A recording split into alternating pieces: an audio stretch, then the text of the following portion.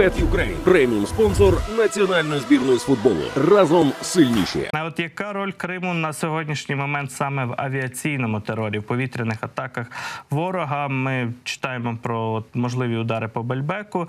Такий аеродром там не один. І як змінилася ситуація за останні місяці? Ми знаємо про збиття російських літаків над Чорним морем. Крим, звичайно, має авіаційні бази, ті, які були вони у нас. Я і особисто там був фактично на кожній з них. Раніше угруповання в Криму було доволі таки серйозне. У нас там є авіаремонтний завод і, власне, основна така база – це Бельбек. Зрозуміло, що саме там дислокувалась наша Севастопольська бригада тактичної авіації, яка зараз має основне місце базування в Луцьку, літаки МіГ-29. Ну і, відповідно, цю інфраструктуру сьогодні ворог використовує для того, щоб, власне, атакувати Україну, та інші моменти. Навіть з аеродромів запускаються ті ж самі шахеди, балістичні ракети «Іскандер», зокрема з Джанкоя. Ворог ними атакує південь нашої держави. Те, що вражаються аеродроми, вражається авіаційна техніка, яка там стоїть, це дуже добре. Це дещо зменшує можливості Росії в акваторії обох морів, мається на увазі їхню діяльність в повітряному просторі. Але, ми скажемо так, зменшує. Зменшує, але не припиняє. І наразі ми бачимо зараз теж велику кількість авіаційної техніки ворога на південному саме напрямку. Це між островом Зміїним та, власне, самою базою Бельбеком постійно патрулюють літак, чи це Су-30, чи Су-27, чи МіГ-29. Такі літаки навіть використовуються ними для патрулювання цього проміжку. А далі вже в Азовському морі постійно працює Іл-22 ретранслятор або ж повітряний радар, як його називають, А-50. Велика кількість безпілотників постійно знаходиться в руслі річки Дніпро. Постійно відстежується правий берег Дніпра противником. Зрозуміло чому, точаться активні бойові дії, безпілотників там на півдні завжди багато. І ми навіть вчора повідомляли про те, що знищено 5 із них різних типів, це і Мерлін, і Зала, трапляються Орлани, також суперками. Тому безпілотники теж важливо вражати, вони коригують вогонь артилерії. Ви бачите, як на Херсонському напрямку працює ворожий РСЗВ.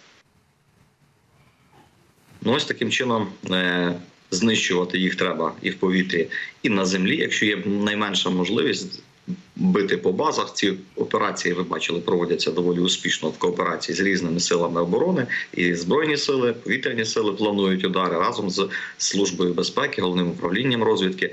І таким чином завдають ворогу тих болючих втрат, знищуючи як літаки, авіаційну техніку, інфраструктуру, а також і засоби протиповітряної оборони противника, що теж дуже важливо. Те, що ми росіян у Криму можемо дістати практично всюди, засвідчила, зокрема, і операція нещодавно в Феодосії, коли було знищено великий десантний корабель Новочеркаськ. Дуже ефектна операція і ефективна, що важливо, вплинула вона не лише на психологічний стан ворога, але й на можливості завдавати ударів різними боєприпасами. Однак саме Севастополь, як таке собі мало не сакральну цю бухту Чорноморського флоту, росіяни намагалися максимально захистити якраз засобами РЕБ. І деякі там дослідники, осінтери публікували такі знімки супутників, де прямо перешкали були певні, тобто з'являлися такі плями від роботи, від перешкод оцих радіоелектронних над бухтою Севастополя. Бельбек недалеко від Севастополя розташований, це головна авіабаза, як вже було сказано, зараз вона в руках окупантів на території Криму. Наскільки вдається, мовно кажучи, вражати такі об'єкти, зважаючи на те, що росіяни розуміють їхню стратегічну важливість, і очевидно, що насичують цей район засобами ППО і РЕБ максимально? Зрозуміло, що насичують. І не тільки засобами РЕБ, в них достатньо засобів, які можуть знищувати крилаті ракети, якими завдаються ударів. Давайте прямо говорити, що і Storm Shadow, і Скальп дійсно гарне озброєння, унікальне. Але це крилата ракета дозвукова, яку можна збивати. Це зрозуміло, тому що ми збиваємо російські крилаті ракети, вони можуть збивати і ці ракети.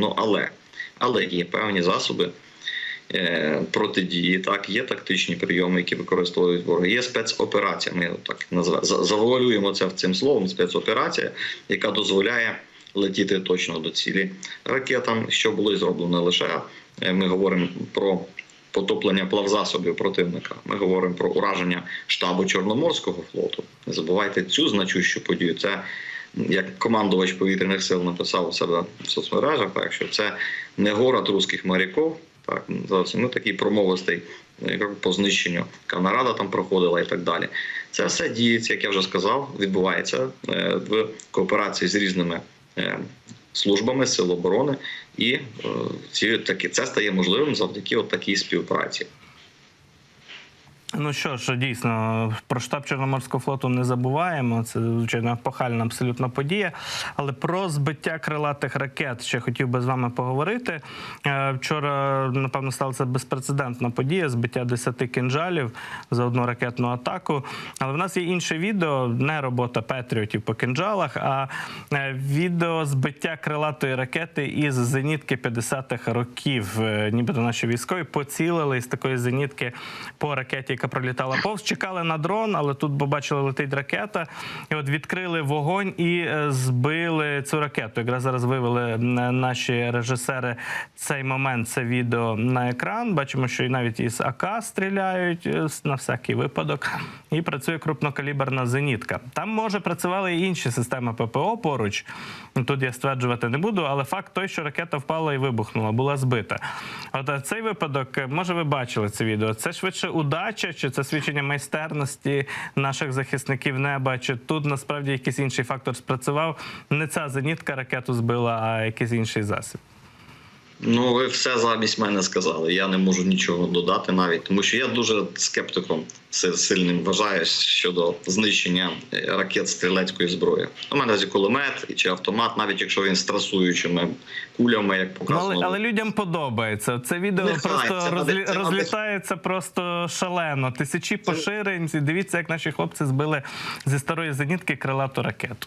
Ну, не лише людям, це і військовим подобається. Ну так, можливо, він теж з зеніткою можливо. Цілком можливо зеніткою, але зенітка, вона не досить, власне, точний засіб ураження. Зенітка, зенітні гармати, вірніше, на базі Гепарда, так, вони роблять це автоматично, без втручання людини, вираховується там, власне, траєкторія польоту цілі, і це робиться ефективно з урахуванням усіх там ознак там і так далі. Тому усіх факторів, вірніше. Тому так, ну тут, власне, людський фактор, але якщо людина, яка керує зеніткою і яка має вже досвід збиття таких повітряних цілей, може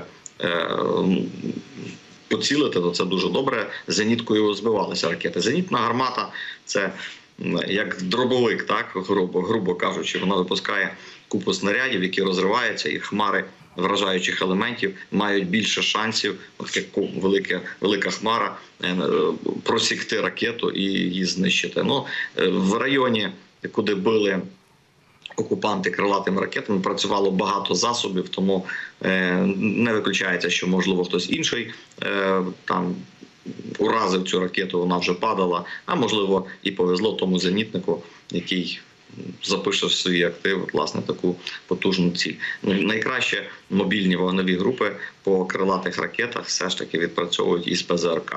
Це те, що працює, і працює ефективно, і значно ефективніше воно запрацювало, коли почали операторам ПЗРК, які вже мають, до речі, досвід так серйозний, видавати і прилаштовувати прилади нічного бачення, мають в увазі тепловізійні прилади, які бачать тепловий слід ракети. Так, в них небагато часу, щоб її бігом виявити, засікти, привести в бойове положення, запустити сам ПЗРК і випустити ракету. В нього є небагато часу, але цих кілька кілометрів є вирішальними, що пролітає повз нього ракета. І таким чином оці дві крайні атаки 29 грудня та, власне, вчорашнє, за 2 число, показали ефективність роботи мобільних груп, саме збиття з ПЗРК в нічний час тих ракет. Це цікаво, що дійсно маємо і такі засоби, власне, мобільні засоби для збиття крилатих ракет.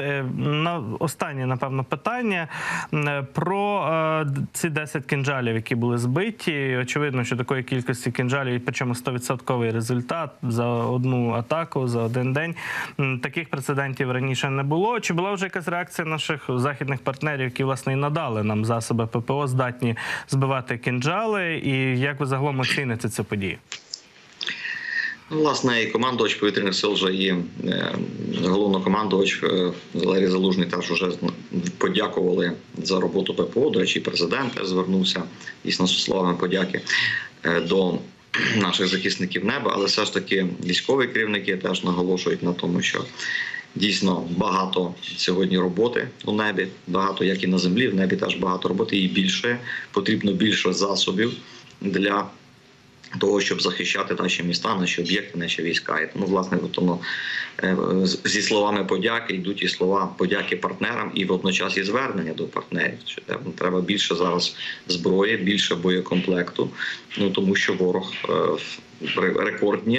рекордні завдає удари зокрема і по столиці нашої держави. Тому нам потрібно більше засобів. Саме для цієї мети знищення Х-47М2 «Кинжал» в такій кількості є теж рекордним. На сьогоднішній день було всього знищено до цього 15 із 53. На сьогоднішній день вже маємо 25 із 63 запущених по території нашої держави з початку повномасштабного. Тому знищений «Кинжал» був перший 4 травня 23-го року, якщо пригадуєте. Це була знаменна така подія. Безумовно, на неї реагують дуже серйозно. І виробники розуміють, ось це працює, ось це треба більше. Тому що одними літаками, на що робили ставку західні країни, ППО працювати не зможе. Сьогоднішні виклики, які стоять перед світом, це ці ракети, такі як «Кинжал» та інші, балістика, її літаками не зіб'єш, тобто не перекриєш ці напрямки. Тому потрібно розвивати і ППО, тому і німецька промисловість вже в рази збільшила виробництво потужності. Інші європейські країни задумалися цим і вже запустили додаткове виробництво. І Сполучені Штати Америки теж їхня зброя отримала найкращу рекламу у нас тут в Україні, як і німецька зброя, до речі, айрісті ті ж самі, насамси норвезькі. Тому працювати треба над цим, щоб збільшувати і нарощувати повітряний щит України. Бо саме Україна має стати захисником цивілізованої Європи, тим буфером. Я про це кожній іноземцям, які приїжджають сюди, чи я зустрічаюся, даю інтерв'ю онлайн, я про це говорю. Не допомагати Україні – це не допомагати самому собі. Вони прекрасно повинні усвідомити, що їм навіть більше треба, мабуть, ніж нам. Я так утрірую, як то кажуть, але все одно вам це потрібно як ніколи. Дякую, пане Юрію, за ваші коментарі, за цей діалог. У мене ще було дуже професійне питання, що там F-16, але вирішив я притримати його. Нічого, поки не змінилося нічого, тому нічого страшного. Гаразд. Тоді все йде за планом. Так. Якщо зміниться, я думаю, ви обов'язково нам розкажете. Дякую дуже за спілкування, за включення. Юрій Ігнат з нами був на зв'язку.